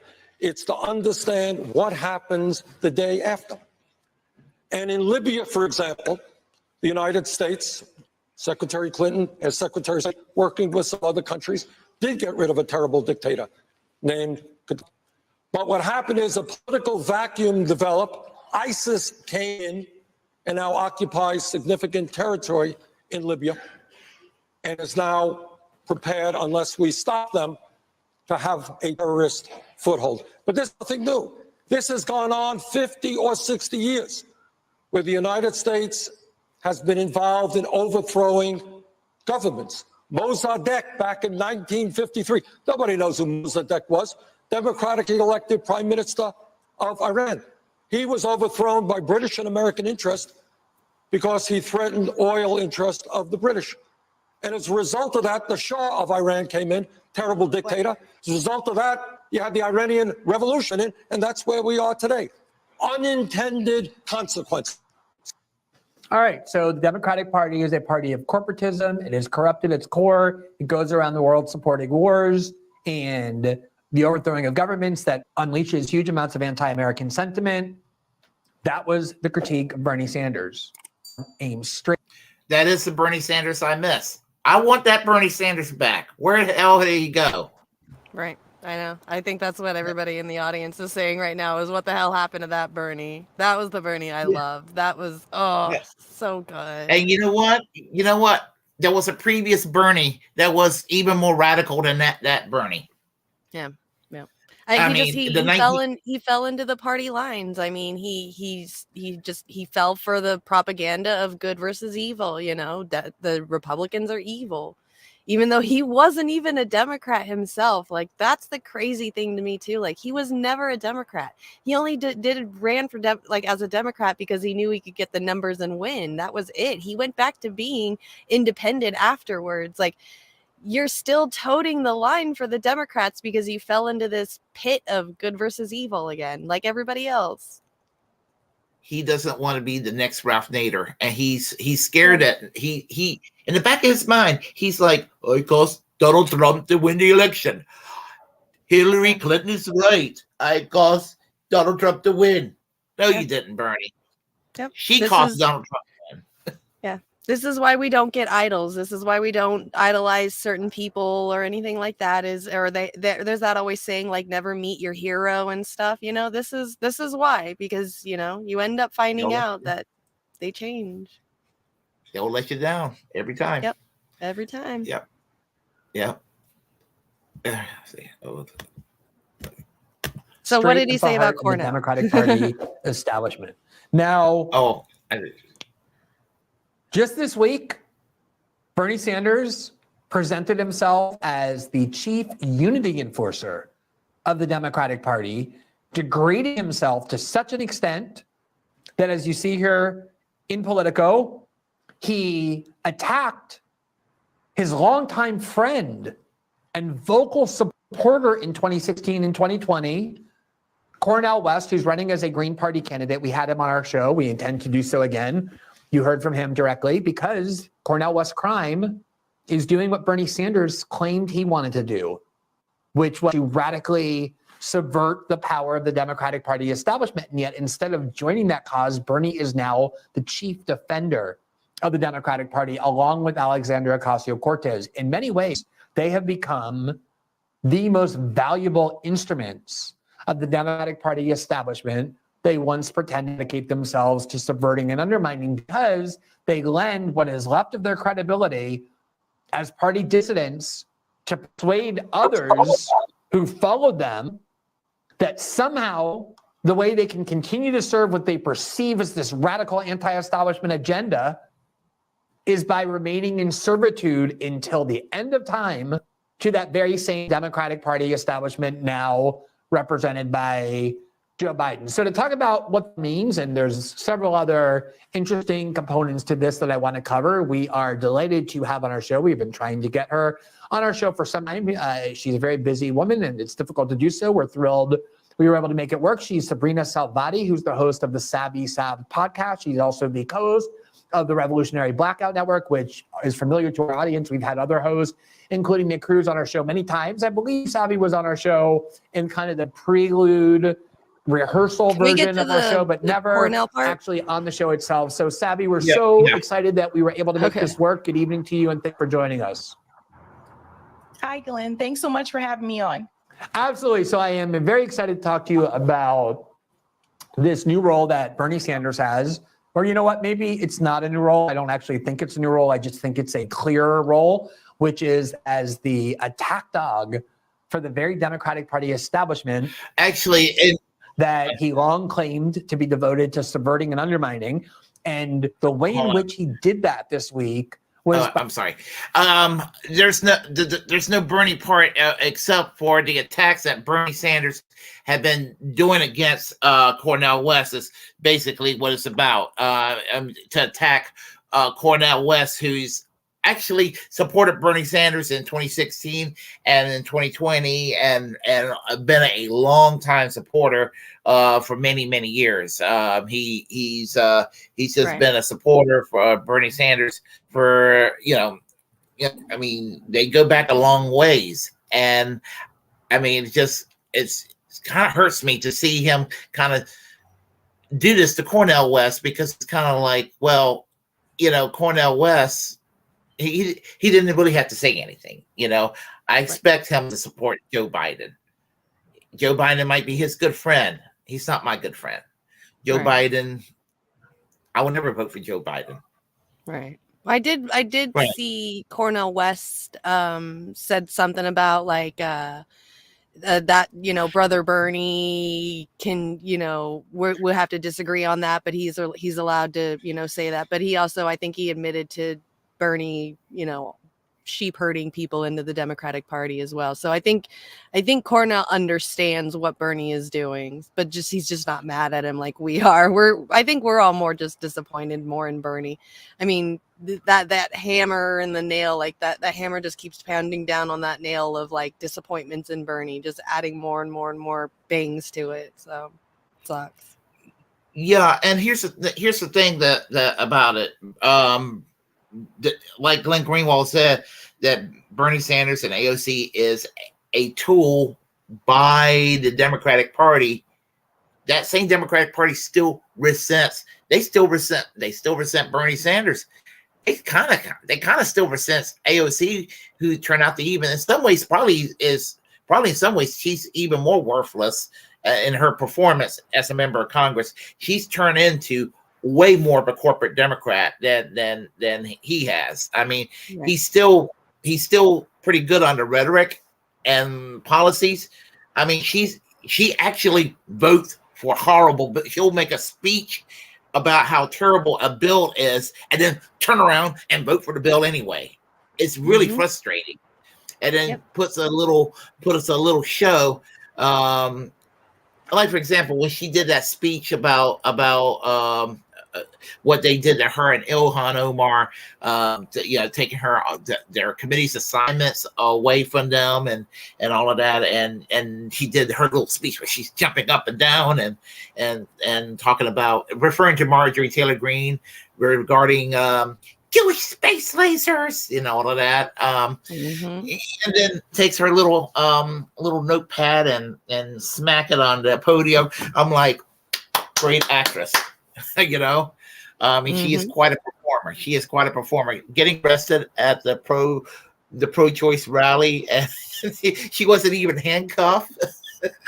Right. God bless her. I mean, God bless her little heart. Yeah. I know. It's all theater. Yeah, Lloyd. It's all theater. Are you green? Are you Green Party? What party are you in? He says, I'm joining the Green Party. What are you, Willie? Oh, I'm a registered Green. I'm a registered Green right now. Right now, I am, and the only other party I belong to, other than being a Democrat previously, I was a member of the Socialist Party USA, and of course there was some faction fights, and I left years and years ago. And I've been a DSA member for many years. I am not going to go back to joining DSA at this point. Just what involved into good people. There's a lot of good people in DSA.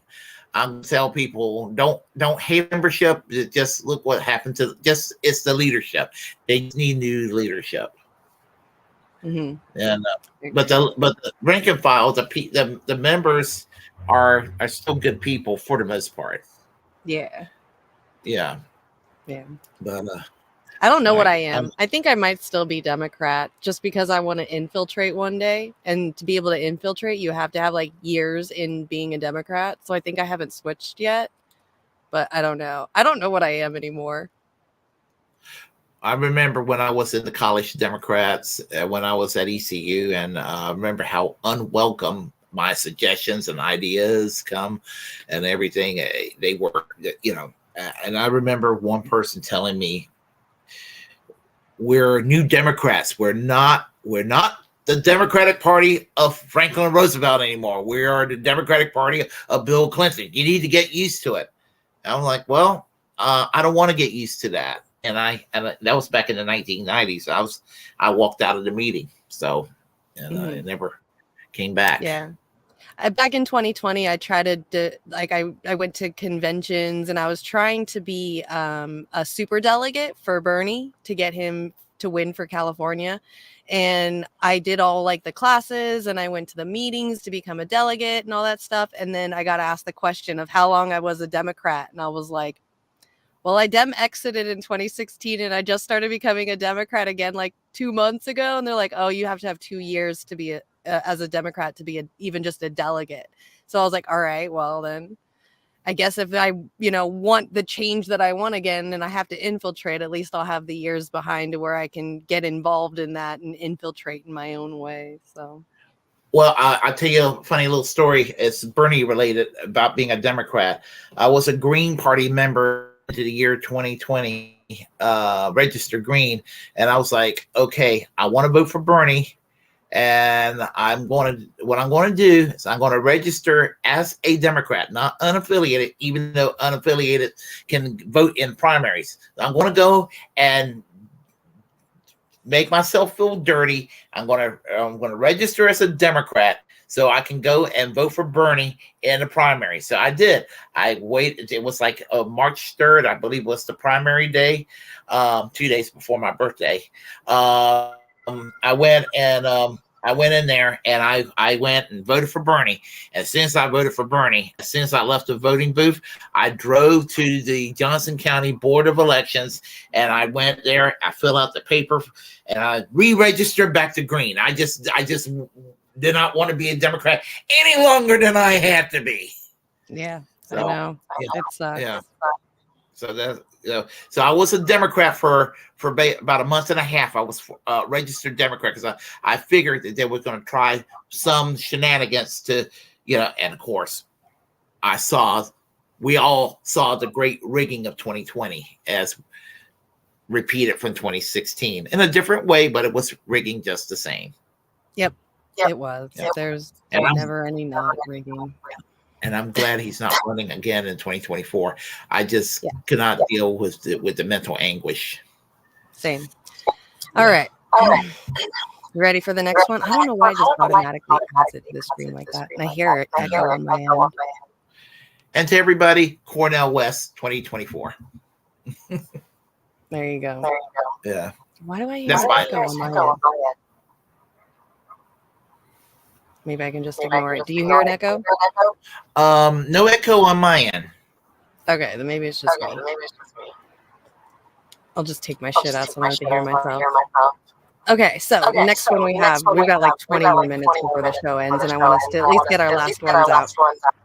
All right. So this is something that happened about 11 days ago, so it's a little bit late on talking about it, but I'm gonna I'll put the second link in the comments, so you guys can watch it later on if you want to. This is a story about Lolita. There was an orca in captivity in the Miami Sea Aquarium. She's been there since the 1980s, has been there alone by herself. Finally, they had promised to release her back into the wild with her family, who's still alive. And recently, I'm pretty sure she just gave up and just couldn't handle it anymore. So I want to watch the news thing about Lolita so we can kind of get an idea of how crappy this has been and how many people have been trying to get her freed. And then I want to also, like I said, put the link in the comment description because there is also hope. There is an orca out here in San Diego.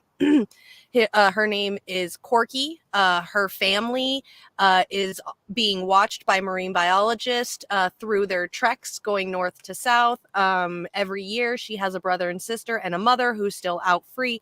She is able to be freed. She is the longest, now officially the longest held captive orca in the world. She's over 50 years old, so they want to get her back to her family. So this is the story about Lolita, and then I'll share the link about Corky. I just want people to really get this is like something that's very passionate in my life. I'm very I grew up wanting to be a marine biologist. Free Willy was one of my favorite movies. Like, I have been like very, very passionate about releasing the sea animals that are in captivity for the entertainment of humans. It's just absolutely ridiculous. So here is the story about Lolita and her death and all of that. Let's see. Here we go. Right now at noon, South Florida continuing to mourn the loss of Lolita. The orca died on Friday after spending decades in captivity at Miami's Aquarium. Local 10's Alex Finney is live in Virginia Key with the latest on Lolita's death. And so, Janice and Christy, we know that Lolita has since been moved to the University of Georgia. But really, where we are right now when talking about the death of Lolita and what this means going forward, a lot of people questioning what this means for the other sea creatures that are held in captivity. Sky 10 over the Miami Aquarium today, 3 days removed from Lolita's death. The calls are now getting louder for the removal of the last remaining dolphin at the Miami Aquarium that shared a tank with Lolita. The other two dolphins, Loki and Alelo, were removed and are at the Shed Aquarium in Chicago. Many animal advocates now hope Lolita's death helps free Corky, another orca still listed as a tourist attraction by SeaWorld in San Diego, California. I'm saddened, but I'm enraged because these facilities are still here. A makeshift memorial sits out in front of the facility in Virginia Key as heartbroken supporters mourned. After 53 years in captivity, plans were in the works to move the 57-year-old orca back home to the Pacific Northwest. But on Friday, the Miami Aquarium suddenly announced that Lolita had died after suffering from what's believed to be a renal condition. I entrusted, as many people did, for the specialists to do the right thing, and they were doing the right thing. It was really, I think, just a matter of she just became exhausted. Lolita had been violently captured in 1970 from her family in the Pacific Ocean and forced to perform with trainers as a tourist attraction for decades. And so next steps in terms of what will be happening with Lolita are still underway at this hour. So make sure you stay with us as we continue gathering that part of the story. What we can tell you is that that one single dolphin is still here at the Miami Aquarium. There is a change.org petition to get this dolphin moved and get it out and back with the other two dolphins that have already been moved, as this movement surrounding Lolita, orcas, dolphins, and just sea life in general continues. For now, that's the very latest live in Virginia Key. Alex Finney, Local 10. So freaking sad. It literally breaks my heart when I see that. Like, absolutely just disheartening. There is, like she said, one more dolphin there. I'm going to share. This is Corky's story. I'm going to put this in the comments section. This is Corky's story. There's actually a marine biologist in this little, like 5-minute documentary thing. This marine biologist talking about how he can help bring her back to her family and all that stuff. So please, if you guys can, just at least check this out. See what you can do. If there's a Seaquarium or a SeaWorld in your local area, see what you can do about getting involved, of trying to save and free these animals that literally do not deserve to be in this captivity. I mean, if you look at a lot of the drone photo shoot or pictures of these places like SeaWorld, the parking lot is bigger than where these animals are kept in throughout the night, overnight, or all day and stuff. So it's sad and it's pathetic, and these animals don't deserve it. And you even heard it on the news itself. A lot of these animals, like Lolita, and also if you watch the video, Corky, were violently taken from their families. Violently. It's not like they were taken very kindly and nicely and gently. So them coming up with excuses of it's not safe to release these animals back into the wild. Well, you took them violently, so send them back. If this is, it's not like this is what they want. They don't want this. This is not the life that they asked for. Put them back where they belong with their families. So this is a huge thing for me. I get very, very, very sentimental about this because this is very personal to me. So. I just kind of sad seeing that it was all these years in kind of captivity. I mean, I'm sure. I just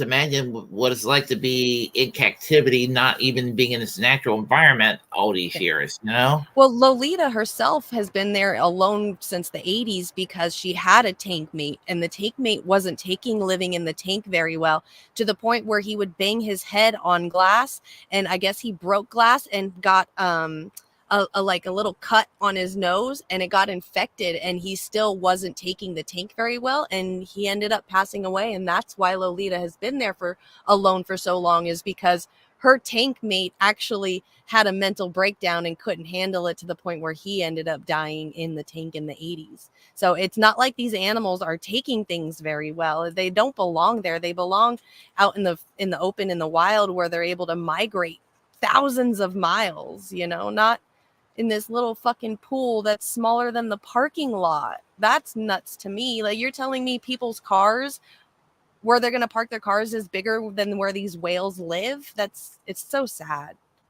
Yeah, it's kind of cruel. Yeah, it is very cruel. What's up, Comrade Kitty? Yes, free all the willies. That's what I'm talking about. Free all of thems. All right, we got your last one. Yeah, and I'm going to put it on high speed. Well, I'm going to speed it up when I do so. I know. I'm sorry, you guys, if you're hearing my videos really quick. I watch my videos in 1.5 speed because that's how I take information in. So sorry if it sounds like they're talking too fast. I promise I'll talk afterwards and talk through it. All right, and we're gonna now I'm gonna put up mine on speed on 1.5.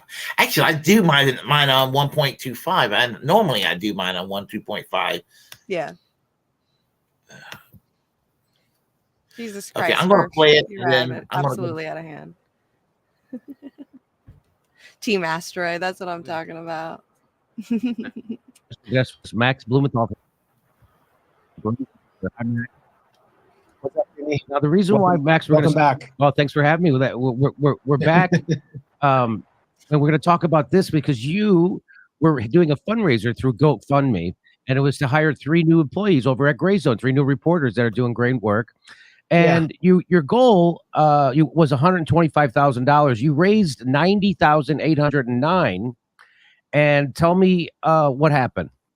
Well, this was an incredible outpouring of grassroots support from people who watch this show. And GoFundMe has informed me. Sorry about that.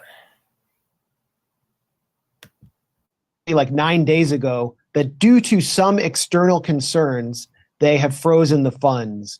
And I published that full email from someone named Sabrina, I don't even know her full name, at GoFundMe's ironically named Trust and Safety Team, telling me that they had frozen the funds and that they need to investigate further. And I haven't heard anything since. I had several requests for, due process, for more information, or to justly release the funds, and I haven't heard anything back. So today we've decided we have to pull the plug on this GoFundMe fundraiser that was so important to building the future of our independent outlet, and which was obviously important to so many other people. I mean, the encouraging, effusively supportive messages we've been getting just keep rolling in. And GoFundMe has proven to be exactly what people said it was, which is a tool of the encouraging, effusively supportive messages we've been getting just keep rolling in. And GoFundMe has proven to be exactly what people said it was, which is a tool of Western intelligence agencies and the censorship industrial complex that has been censoring social media. They have put financial sanctions on us because we have disrupted the official narrative around the Ukraine war and so many other of the Right. I don't know what's going on here. Come on. Sorry about that. Oh my God. So were they having they were holding a GoFundMe for their media company? Yeah. For some of the people that work for them in the media company, they were, and what GoFundMe did was cut them off, basically. Now, were they using any other platforms like Patreon or any of the other ones? Yeah, heard this a few days ago, and I thought this would be great for the story. National security states. No, hold on. Oh gosh. I think they're still on Patreon. Ecological operations. That's what this is about. Those are the well, I'll be damned. Come on. I don't know why it's doing that. Okay. Yeah. Well, I mean, like, even though I'm on his side and I agree, like, that's some kind of, like, that's bullshit. A lot of us lefties also have to remember, because when we pick on the right about this as well, is these are private companies. They're allowed to make their own rules. If just like banks refuse to have bank accounts with porn stars, a lot of people that work in the adult entertainment industry have to come up with LLC names that's how they get paid through, so that way they can have a banking system that doesn't know what they get their money from. There's a lot of They've run put around financial sanctions on us because we have disrupted the official narrative around the Ukraine war and so many other of the national security state's psychological operations. That's what this is about. Those are the Okay, my button's not working that well for some reason. I'm sorry. What were you saying? No, that's okay. That's okay. Like I'm like that. Like I was saying, banking systems and stuff like that. Like, there's a lot of the problem is okay. Yes, at the Gray Zone, they're talking against the Ukraine war, and they're doing amazing journalism over there. I completely agree, but that's also, they need to remember, with them doing that is they're trying to make money through a private company like GoFundMe or Patreon and stuff like that, which those companies are privatized.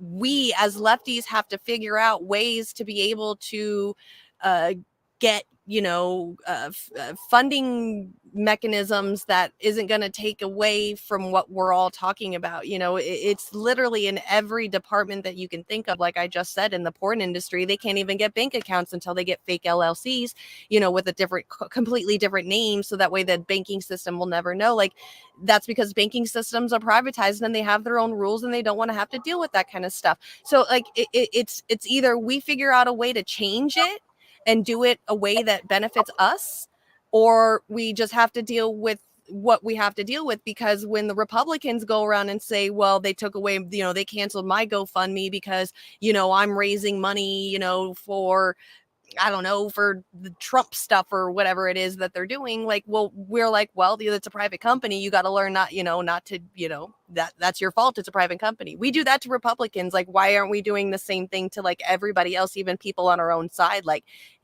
that's a private company. They're going to make their own rules. We have, we have to find some other way. Like, instead of sitting there, oh, GoFundMe did this. Okay, yes, GoFundMe did that. Now, how are we going to fix it to where this doesn't happen and we can actually succeed? That's what I want to know. I think that there needs to be some kind of legislation that protects people, regardless of the ideological take. That here, like a banking institution, deals with everybody. So there's to be no discrimination, or even with social media, regulate every, I advocate regulating everything as a public utility, because so basically what I'm saying is that everybody ought to have their rights to freedom of speech protected at the end of the day, and that's and I would include those in the adult entertainment industry too, and all of that. I mean, I just think that because it all falls under the banner of free speech, and there's anything that's going to curtail the freedom of speech of somebody, then that's censorship right there. Obviously you can't yell fire in a theater, but that's right. Yeah. Yeah, that's you kind of can the way yell fireball in a theater. That should start a party. That's true. So I have to err on the side of free speech and everything. And as I was saying, who else I was talking to the other day? We're Yeah, I had Jim on the show last week. We were talking about Alex Jones getting deplatformed, and we were in agreement. Deplatforming Alex Jones just didn't solve anything.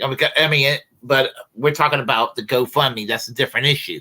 But the whole thing about anything that's going to curtail somebody's freedom of speech, whether it's done by the internet or it's done by financial institutions, anything that's going to interfere with freedom of speech, I have a problem with. Yeah, no, I completely agree. Yeah. So, but that would be the answer to that kind of thing, like what's happening with Gray Zone, right along with what happens with everything else. It's, we either make everything a public utility, especially things that have to do with, money and fundraising and banking and all of that, or we, find other things that help us, like that aren't GoFundMe.com or Patreon, that have the rules and stuff. We find our own ways. That's the only answer. We can't just sit there and complain about a privatized company making the rules when that's the way that the capitalism has allowed them to become. And like on our program right now, Bragglands, we're on YouTube, we're on Twitch, and we're on Rumble, and we have to be because 10 years ago we would have probably just been exclusively doing this on YouTube, and we have to do this because we have to spread ourselves out, and I guess we'll have to find various other means of places to get funding and everything. I believe Jackson Hinkle's been like just about every financial institution has defunded the hell out of his program. For what I understand, they call him the most censored man in America. Yeah, I know. Yeah, absolutely. Yeah.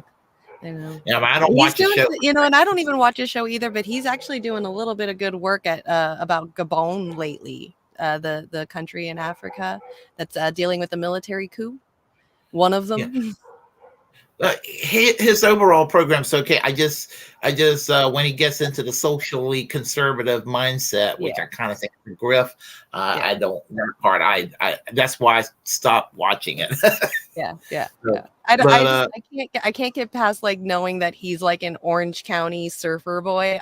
I'm Southern California, so I hear Orange County boy, and I'm just like, oh God, it's one of those. They're like that atypical douchebaggy, like. I don't know if you ever watched like the early 2000s, like there was MTV had like those reality TV teenager shows like Laguna Beach and stuff. Like that's I remember that. Yeah, that's Orange County. Like that's Jackson Hinkle to a T. That's exactly what he is. So yeah, I hate those kind of guys. So that's why I'm just like, oh God. What's up, gamer? Good to see you. Yes, you missed the show. I'm sorry. Hi, D. Yeah, hey D, how are you? I used to watch the show regularly. It's just that when he got on the socially conservative grift, I'm like, but he's been correct on a lot of things related to foreign policy, huh? Yeah, I was watching him until he started doing this whole MAGA communism thing. I was like, you lost me there, bro.